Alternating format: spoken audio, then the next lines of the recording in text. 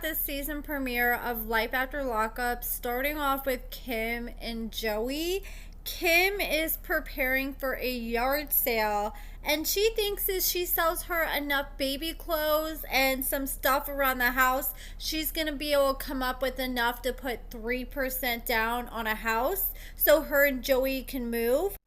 I mean, yard sales are nice and everything, but I don't know if she's going to come up with enough to put down on a house. Like, put a 3% down payment. Yard sales, you typically only earn like a few $100, maybe $500 tops is the most I've ever earned from one.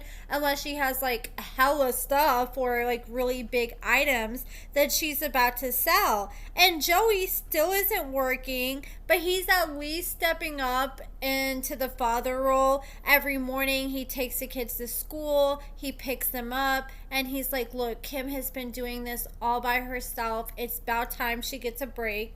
And I mean, that's what I would be expecting out of him too, if he's not working, to be helping out as much as possible. And while he's taking Kim's son to school, he's like, yeah, do you know how to spell? He's like, do you know how to spell my name? And the son spells out his name.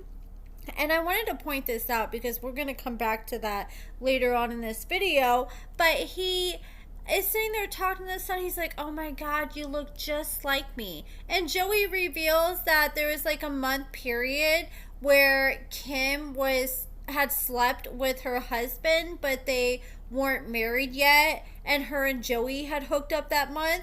And I guess this is like Kim's deepest, darkest secret. I bet the producers were just talking to Kim and she accidentally slipped up and said, yeah, there's a chance Joey could be the father. And the producers, their ears perked up, they got real excited, and they're like, oh yeah, we're gonna run with this storyline. So Joey is convinced that there is a good chance that Kim's son could be his, and he thinks that the son looks just like him. They're showing some comparison pics, and I do think that the son looks more like Joey compared to the actual possible father that they think it is. Kim believes it's her ex, aka I believe her current husband that she's still married to, and I thought I took a screenshot of him, but I guess I didn't. But pretty much they blurred his face, but his hair looks just like Cody Brown from Sister Wives, and I think the son definitely looks more like Joey than he does the ex. And I think Kim is terrified because if she's getting child support from the ex, then this is risking her losing her child support by exposing her deepest, darkest secret if it turns out the child is Joey's. I mean, and Joey's not even working now. I mean, he can't really bring anything to the table except rides to and from school and pretty much just playing the babysitter for now. So they decide, they didn't really decide. Joey decided that, they may not have much money right now, but he's going to go waste a few $100 on a DNA test to get to the bottom of this. And he went, bought him a DNA test, came back, told Kim, look, I got this. And Kim, she did not look excited one bit. Her eyes got real big when he admitted that he had went and purchased a DNA test.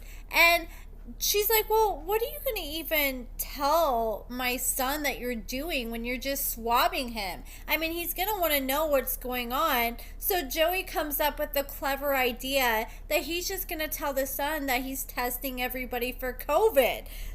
So he pulls out the test. He does a little swab. Then he goes and swabs Kim's son. And then he's like, okay, babe, let's go send off this test. So they all get in the family. They drive to a mailbox to go ship this test.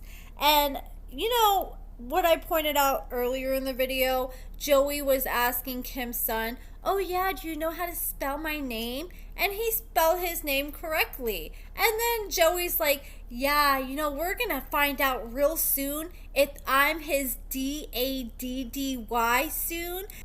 He was trying to spell it out, thinking the son wouldn't understand, when he literally showed that he knows how to spell and he understands when people spell things out, what they're trying to say earlier in the episode when he spelled Joey's name. So he knew exactly what Joey was saying, and Joey really wasn't trying to hide it that good about his excitement. And the kid has to be so confused when he keeps saying, "Oh, don't you think you look like me? Don't you think you look like me?"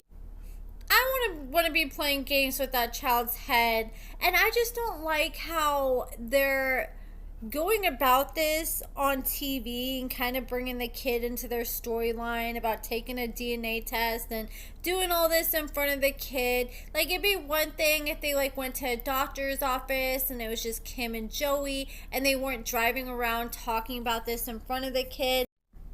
I agree with Joey, though. It's better to find out sooner than later, because just imagine if they do take the DNA test and it ends up being Joey, or I guess we wouldn't really know if there was someone else. We'll just find out if Joey is or isn't the father. And if he ends up being the father, if the ex has been paying child support this whole time, he could go and take Kim to court and get her for back child support for everything that he's paid her, and pretty much for fraud for pretending that he was the father when he wasn't. Let me know what you guys think. Do you guys think Joey is the father, or do you think the kid looks more like the other father? Or maybe it's somebody completely different. Maybe she has another big secret and there may be a few other possibilities. Who knows at this point? And now let's talk about Bianca and Daniel. So he is finally out of prison and they go back to her apartment. He checks it out. They start making out, and then it's time to go to the bedroom, and Daniel wants to take Bianca to Pound Town. So they have their little fun in the bedroom, and the next morning they're asking Bianca, how was it? And she's like, it was all right. She said there really wasn't no foreplay. He just kind of stuck it in.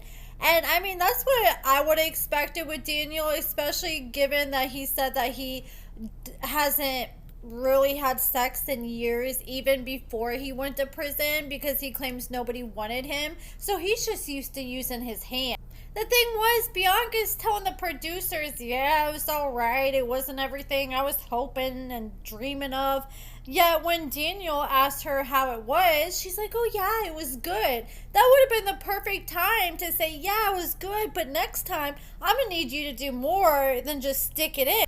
I wasn't sure how I was going to feel about Daniel. It's still pretty early on, but so far he really hasn't bothered me. I follow him on Instagram, and he has some really weird posts that he's put on his Instagram. He's quite the character, so I wasn't sure what to expect with him. But Bianca can irk me sometimes, especially after they sat down and Daniel decides he's going to make his girl breakfast and show her some love, and he makes her a nice plate of some bacon, eggs, and all the breakfast works, and they're sitting down eating, and she's like, oh, thank you so much, this is so sweet of you. And she's like, yeah, can you give me a cup of coffee? I'm thirsty. And he's like, the coffee pot's right there, get up and get a cup of coffee. And she's like, no, but I want coffee now. And he's like, it's right there. And she's like, okay, you're really gonna say no to me after everything I've done for you?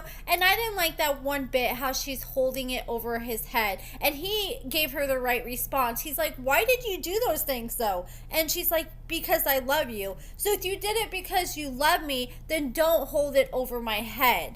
That just seemed very inappropriate for her to flaunt how much she has spent on him and his face.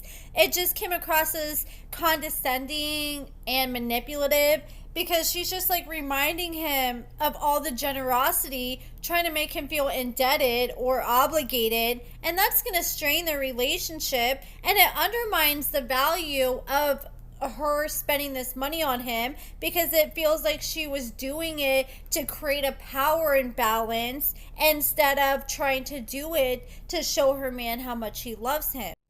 I don't want anybody doing anything for me that they're gonna throw up in my face later And I think Daniel had the right response to that. And I just think Bianca is young. She really doesn't understand.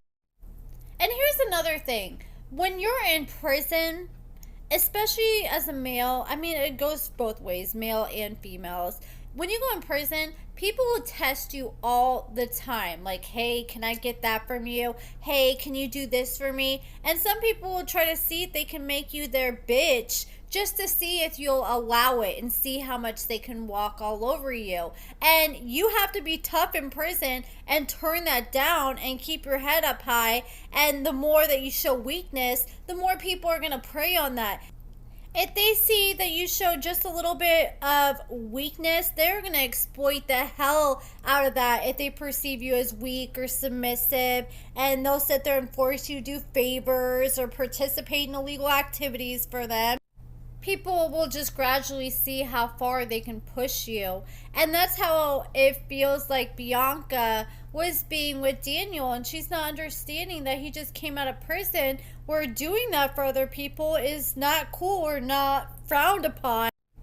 It just felt like she was acting like a little princess, that she just wanted him to bow down and listen to everything that she wanted him to do, and she just expects him to be submissive and let her control him. And Daniel's putting his foot down and not allowing it. Like, literally, the coffee pot was just a couple steps away. How hard is it to get up and get your own coffee? Especially after he just woke up early and made you breakfast after piping you down the night before. The least you can do is get up and make coffee. I mean, I'd be like, oh, you know, my man made breakfast for us. Let me just get off my ass and make some coffee for us. Let me bring something to the table to help out. But Bianca feels like, since she brings everything to the table financially, that Daniel should just be her little slave and willing to be at her beck and call for whatever she wants. But that is it for this video, guys. Let me know what you guys think about everything in the comments below.